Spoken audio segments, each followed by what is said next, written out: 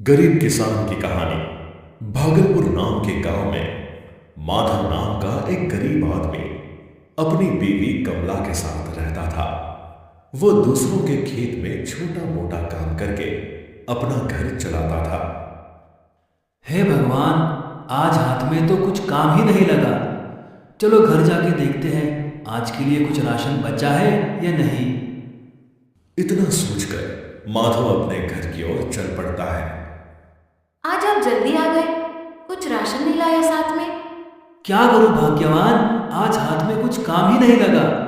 आज के लिए कुछ राशन बचा हो तो देखो, कल काम पर जाकर राशन ले आऊंगा।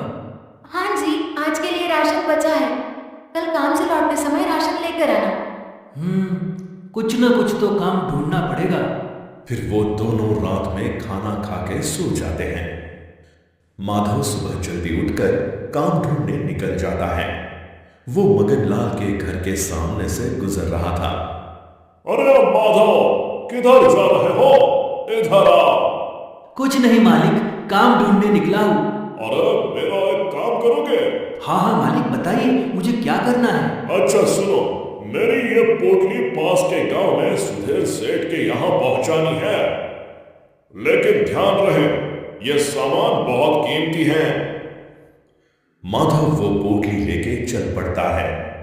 पोटली में 5,000 स्वर्ण मुद्राएं थी। माधव को ये बात पता नहीं थी। माधव चलते चलते रास्ते में थक जाता है।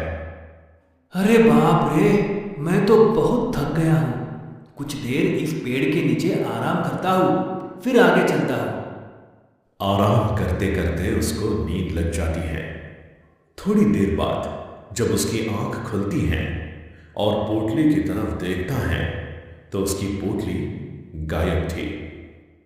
हे भगवान, मेरी पोटली कहाँ गायब हो गई? कहीं चोरों ने तो नहीं लूट ली? अब मैं सेठ को क्या जवाब दूं? माधव वापस सेठ के पास चला जाता है और सेठ को सारी बात बता देता है। क्या क्या बात कर रहे हो? तुम्हें पता भी है उस पोटली में 5,000 स्वर्ण मुद्राएं थी। अब तो मुझे पोटली लाके दे या फिर पूरी जिंदगी मेरे यहाँ मुफ्त में मजदूर बनकर खेत में काम कर। सेठ जी, इतनी सारी मुद्राएं मैं कहां से लाऊं? माफी और तुझे, चल जल्दी जल्दी में काम पर लग जा। फिर माधव हर रोज काम करता था और सेठ उसे केवल एक वक्त की रोटी देता था। माधव काम से घर चला जाता है और अपने पत्नी कमला को सारी बात बता देता है। कमला दुखी होकर रोने लगती है। हे भगवान, इतना दुख हमारे नसीब में ही क्यों लिखा है?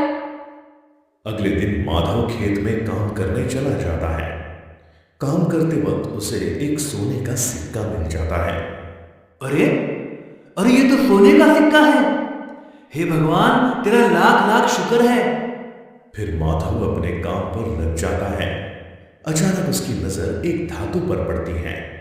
अरे, ये तो एक घड़ा है, लेकिन ये बिल्कुल ही खाली है। फिर माधव वो घड़ा लेके अपने घर चला जाता है। अरे कमला, देखो मुझे क्या मिला। ए जी, ये घड़ा आपको कहाँ मिला? अरे भाग्यवान, मुझे ये घड़ा खेत में काम करते समय मिला और मुझे एक स्वर्ण मुद्रा भी मिली। कमला वो स्वर्ण मुद्रा देखकर हैरान हो जाती है। हे भगवान, तेरा लाख लाख शुक्र है। इसके सहारे हमारा कुछ दिनों का गुजारा हो जाएगा। फिर वो दोनों सिक्के को घड़े में रखकर सो जाते हैं। अगले दिन माधव उठकर जब घड़ा देखता है, अरे बाप रे, इतनी सारी स्वर्ण मुद्राएं कहां से आई? फिर वो कमला को आवाज लगाता है। अरे भाग्यवान, इधर आओ, देखो घड़े में कितनी सारी स्वर्ण मुद्राएं आ गई। अरे ये कैसे हुआ? हमने तो सिर्फ एक ही स्वर्ण मुद्रा डाली थी।